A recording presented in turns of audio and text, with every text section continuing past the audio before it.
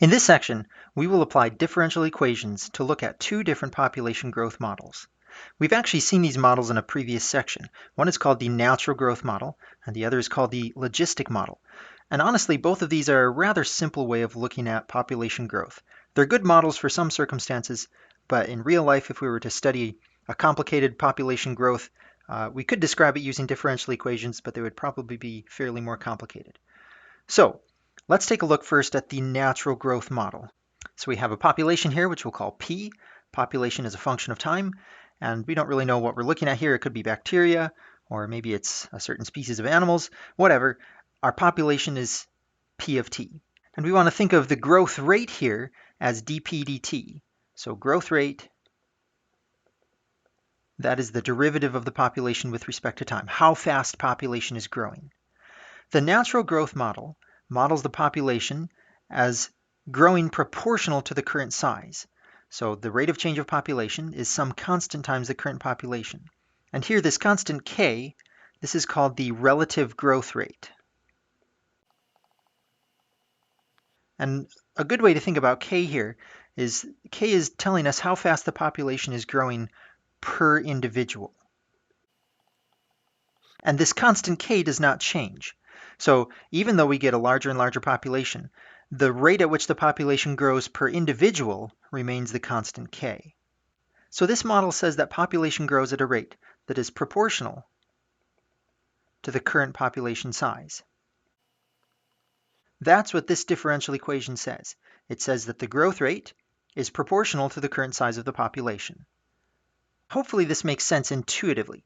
Essentially what this is saying is that the larger the population is, the faster it grows. So the larger the population, the faster it grows. So if we think of maybe a population of rabbits, the more rabbits there are, the faster that they can have babies, so the greater the growth rate. So the larger the population, the faster it grows. That is the natural growth model. And this is unbounded. This is saying that the larger the population is, the faster it grows, and there's really no end to this. So this is going off toward an infinitely sized population. So not a super realistic population model, but in many circumstances, it will work well to describe what happens over a short period of time. Now let's take a look at the logistic model. So the logistic model says that initially the population grows at a rate proportional to the current size. That's the natural growth. However, there's a certain cap here. There's a certain upper limit of how much the environment can hold. We've seen this before. This is called the carrying capacity. So the way I like to think of this is, again, that we have an island, and the island has a bunch of rabbits on it, and the upper limit of what the island can support is 100 rabbits. So there's only enough clover and grass and enough space to comfortably hold and support 100 rabbits. So initially, imagine that we have just a few rabbits, maybe 5 or 6 rabbits on the island. Initially, they are not feeling the constraints of the size of the island. So they're just growing at a rate proportional to how many rabbits there are. They have a natural growth rate. However, as we get more and more rabbits, they can't just keep growing without bound. So as we get more and more rabbits, as we start to approach this carrying capacity, the growth rate's going to slow down, and eventually the population will be hovering right around 100 rabbits. So let's try to phrase these concepts in terms of a differential equation. dP dt is the growth rate here. So logistic model says that if we have a small population, then the growth rate essentially follows the natural model. So the growth rate is some constant times the current population.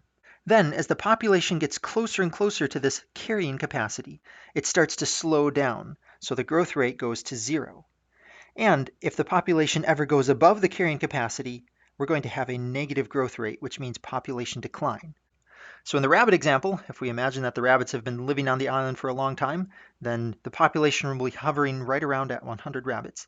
And suddenly, if a bunch more rabbits join them, if there's like a shipwreck, and we have 50 more rabbits that suddenly are stranded on the island, all of a sudden we're way over carrying capacity.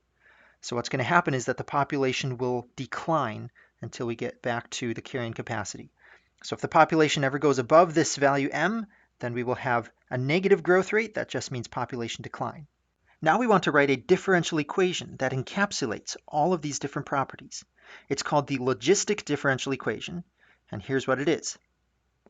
dP dt, the rate of change of population, is Kp times 1 minus p divided by m. And we've seen this before, and we thought about what would happen in these different scenarios, but let's just think through this briefly again. If the population is small, then this fraction here will be close to 0. So inside the parentheses, I have 1 minus something that's close to 0. Inside the parentheses, I have essentially 1 if the population is small. So I'd have 1 times Kp. Oh, that's Kp. So if the population is small, then the population grows at a rate proportional to the current size. We have natural growth. However, as the population approaches the carrying capacity, let's think of what happens in the parentheses here. If the population is close to m, then we'd have essentially m in this fraction. So we'd have m over m, that's basically 1. So we have 1 minus 1. Essentially inside the parentheses, we have something that's very close to 0. So we'd have Kp times 0, which is basically 0. If the population is close to m, the rate of change of population is basically 0. The population is not growing. Now, if the population ever goes above the carrying capacity, then notice what happens here inside the parentheses. Population here would be greater than m, so this fraction is something that's greater than 1. So I have 1 minus something greater than 1. Inside the parentheses here, I'm going to have a negative number. So I have negative times Kp. The growth rate is going to be less than 0. That just means that we have population decline. So this differential equation, the logistic model, is describing what we're wanting to see for this sort of population growth. And I'll just mention here, we can describe populations with this logistic model, but this logistic model is used all over the place in other areas of math and science. It's not just for population growth. Now notice in this differential equation that p equals 0 and also p equals m are both solutions. So think through this. If p equals 0, then I'm going to have 0 on the right-hand side here, and the derivative of 0 is 0. So p equals 0 is a solution to this differential equation. If the population equals the carrying capacity, then I'd have exactly m over m, and inside the parentheses here I'd have 0. So if the population equals m, I have a 0 on the right-hand side of the differential equation. The derivative of the constant m is also 0, so p equals m is another valid solution. These are two constant solutions, and whenever we have a constant solution to a differential equation, it is called an equilibrium solution. So with an equilibrium solution, the population is neither growing nor declining, it's just staying static. The growth rate is 0. We have an equilibrium solution. So we have two different models for population growth, and each of them will work fairly well in different circumstances. None of them really super accurate for real-life applications, but they're good rough approximations. So we have the natural growth model, given by this differential equation, and we have the logistic growth model given by this differential equation. What we want to do next is solve both of the differential equations here to find the function for population at any time t for both of these different models. So let's take a look at example 1.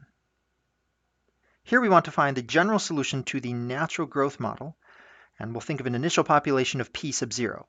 Let's go ahead and work through this and solve the differential equation for the natural growth model. The natural growth model models the rate of change of population as some constant times the current size of the population. Notice that this differential equation is autonomous. Our dependent variable here, the thing that we usually think of as y, that's p. So we could think of this as dy dt equals k times y, but we're just using p instead. So the differential equation, the derivative here, does not depend on t. So we have an autonomous differential equation. It is also separable. I have a function of t times a function of y, and k is constant. So I can solve this using separation of variables. I'm going to move the dt to the other side and divide both sides by p. So I have 1 over p dp equals k dt. And this is actually a form of a differential equation that we've seen a couple times before. This is going to look hopefully fairly familiar as we work through the process. So now that I've separated the variables, I can integrate. The antiderivative of 1 over p with respect to p, that's just the natural log of the absolute value of p. Antiderivative of k is a constant. So the antiderivative with respect to t is just k times t. Add an arbitrary constant c. And let's track through what happens with this arbitrary constant. We want to solve for p now, so we're going to raise e to the power of both sides, and then we'll have to deal with the absolute values. Let's track through what happens with this constant c. So at this step, c can be positive or negative or 0. It's any arbitrary constant. Now, to solve for p, I need to take e to the power of both sides. So I take e to the power natural log absolute value of p equals e raised to the kt plus c. And now using rules of exponents, I can write e to the sum as e to the first term times e to the second. So this is using rules of exponents to write this out like this. E raised to a power is always positive. So at this step, e to the c is an arbitrary positive constant. So I'm going to rewrite this just as some constant a times e to the kt. So I'm simply rewriting e to the c as just a, and I'm keeping in mind here the context, a must be positive. Now on the other side of the equation, I have e to the natural log of the absolute value of p. That cancels out, and I just have the absolute value of p. So I'm going to write this, and then this. Those are equal now. So absolute value of population equals some arbitrary positive constant times e to the kt. Now to deal with the absolute value bars, I can just add a plus or minus on the other side. So p equals plus or minus a times e to the kt, and this is bulky to use plus or minus. So I'm thinking of a just as an arbitrary positive constant. So if I add plus or minus, I'm just going to switch this to an arbitrary positive or negative constant, and I'll call that c. So c is an arbitrary positive or negative constant, and let's write that context in here. So c can be positive or negative. Can c be 0? Well, if c is 0, let's just talk through what happens. If c is 0, then I would have population equal to 0. Is that a solution to the differential equation? Can p equal 0 here and be a solution to the differential equation? Well, if p equals 0, then on the right-hand side I'd have 0. The derivative of 0 is 0. So yes, this constant can be 0 because we still get a valid solution to the differential equation. So the constant can be positive or negative or 0.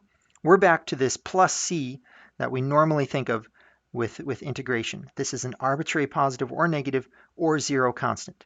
So here's the solution. Population at any time t equals an arbitrary constant times e to the kt. We were told for this problem that the initial population is p sub 0.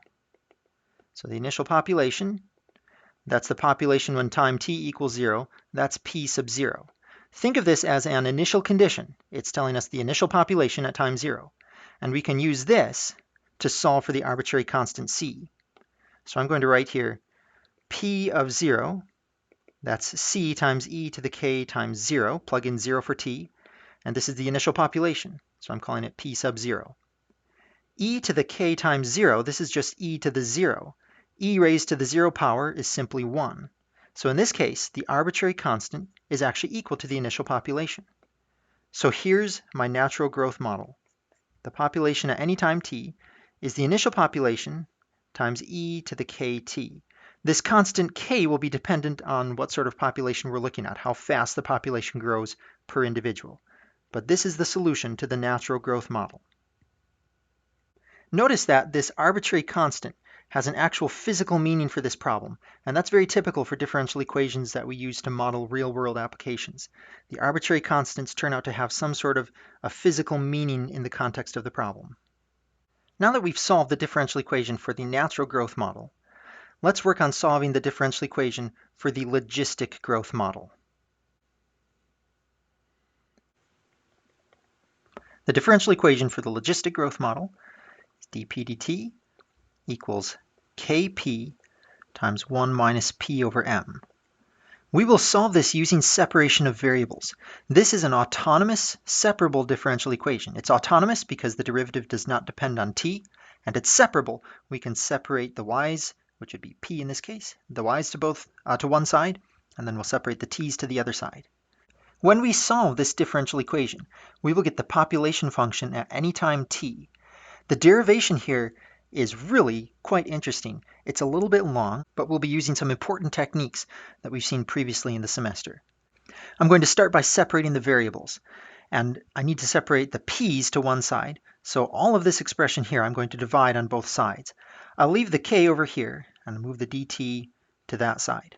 So I'm going to have 1 divided by p times 1 minus p over m dp equals k dt. I don't like this fraction over fraction business, so I'm going to get rid of the m in the denominator, and I can do that if I multiply the numerator and denominator here both by m. So over here, I'm going to multiply by m over m. I'm not changing anything. I'm just multiplying by a special form of 1. And then I'm going to distribute the m into the parentheses here. I'm going to leave the p outside, but distribute the m into the parentheses. So on the left-hand side here, I'll have m in the numerator now, and then a p outside, and then distribute this m into these two different terms. So m times 1, I have m, and then m times p over m, the m's cancel, and I'm just left with p. So I have m minus p. Now I don't have a fraction over a fraction, so the form looks a little bit nicer. So I've successfully separated the variables here. I have all the p's on one side, all the t's on the other. Now I'm ready to integrate using separation of variables. For the antiderivative of k, this is just a constant. So the antiderivative of k is simply kt plus c. And now we want to integrate this fraction here. How do we integrate this? It might not be quite as straightforward as it first looks. This is a rational function. The variable that we're using here is p. So m, this is kind of distracting, but m is just a constant here. The variable is p. So we have the integral of a rational function. And what technique do we know for integrating rational functions? It's partial fraction decomposition. That's right. We're going to use partial fraction decomposition here in a very applicable, very useful sort of problem to solve this integral. Let's work through these steps off to the side here. We want to decompose the rational function m divided by p times m minus p. So remember, p here is the variable, m is just a constant. And when we did partial fraction decomposition, we usually used x instead of p. So we're going to think of p here as how we would typically use x. First thing to do for partial fraction decomposition is to factor the denominator. That's already been done. I have two linear factors. So now I want to write the form of the decomposition.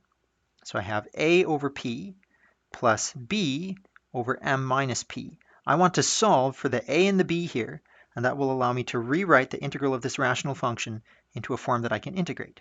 So once we've written the form of the decomposition, we're going to multiply both sides by the denominator. So multiply both sides here by p times m minus p. On this side, we're just left with m. And then we'll distribute the denominator to these other two fractions. So distributing to the a fraction, the p's are going to cancel, and I will have a times m minus p. Then distributing to the b fraction, the m minus p's will cancel. So I just have b times p. Now remember, p is the variable here. So actually, I think it's a little bit helpful here to write 0p plus m. So here's the factor of p, that's the linear, and here's the constant. Now I want to distribute everything here and group according to the variable, group according to p. So I have am minus ap plus bp. I'm going to write this as bp minus ap plus am. We're kind of in alphabet soup here, but stick with it. Focus on the variable p. A and b are just constants, so is m. We're just trying to group based on p.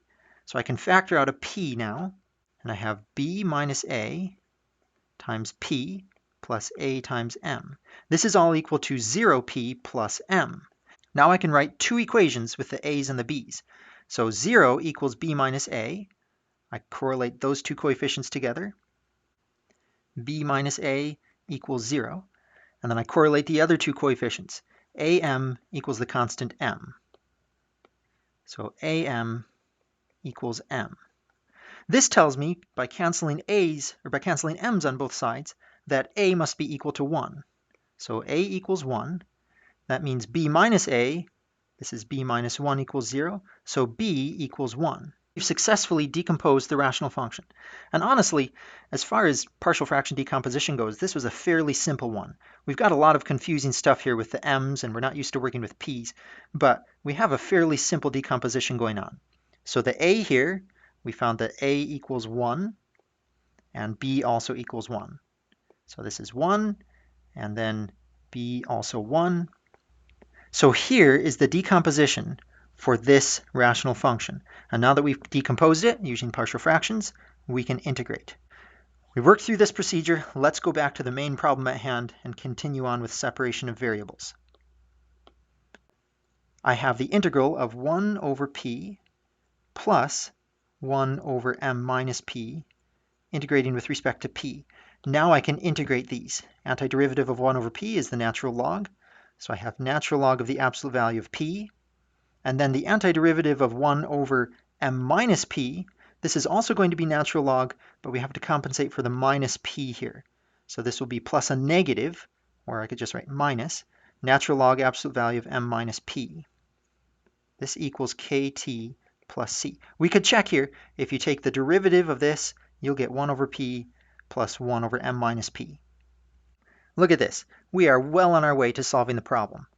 The next step might be a little bit confusing, but it's ultimately going to help us to solve the problem a little bit easier. What I'm going to do here is multiply both sides by -1. We don't really have to do this, but it makes a lot of the rest of the process a bit simpler. So I'm going to have negative natural log of p and positive natural log of m minus p.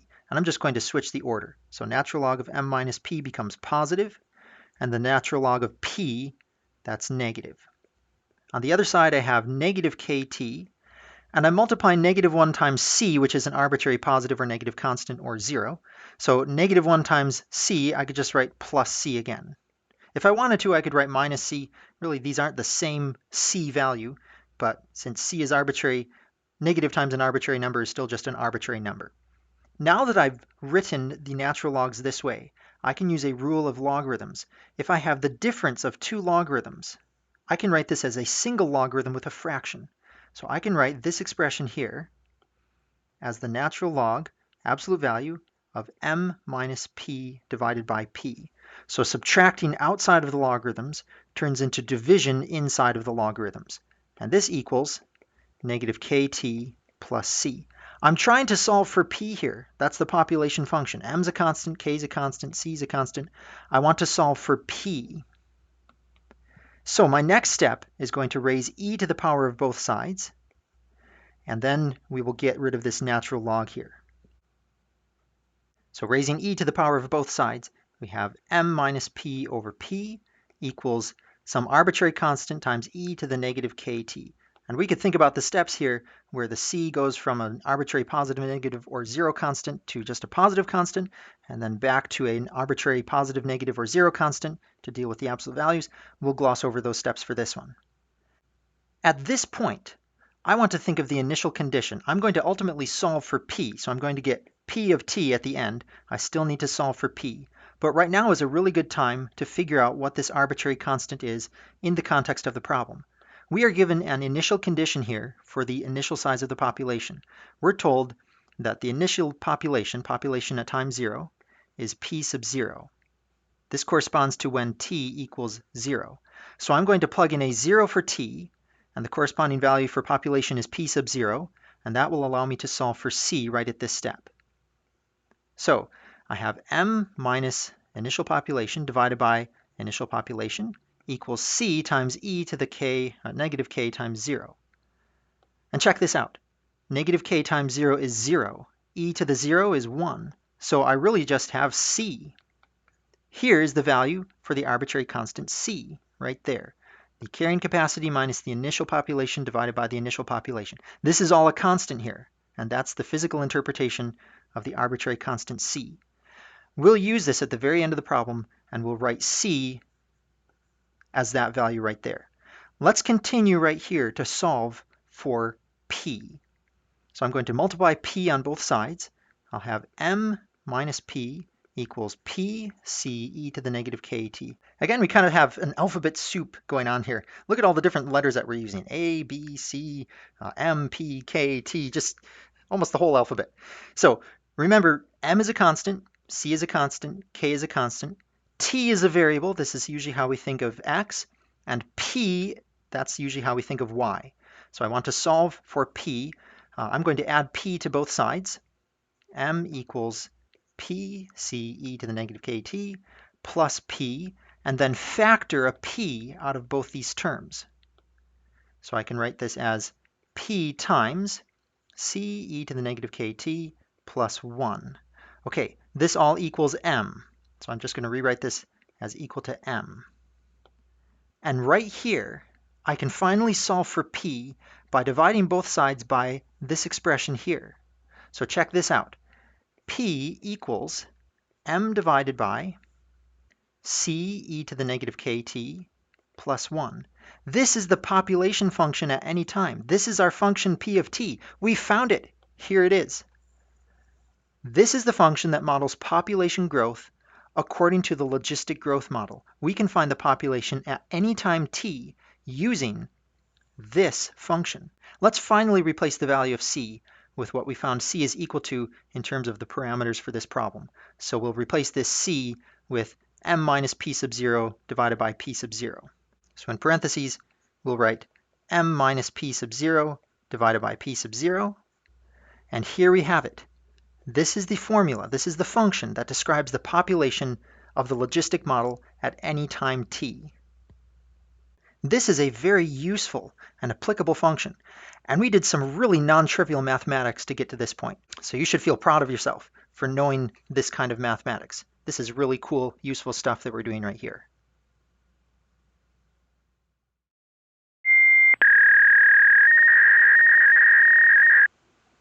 Let's take a look here. What letters of the alphabet did we use?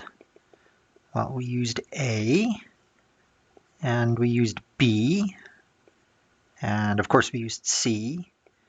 Yeah, we used D, and E, and I don't see an F, G, H, I, J, K, L, M, N, O, P, Q, R, S, T, U, V, W, X, Y, Z. Wow, 1, 2, 3, 4, 5, 6, 7, 8, 9, 10, 11 letters, almost half the alphabet. How about numbers? How many numbers did we use? Let's see, numbers. Where are the numbers?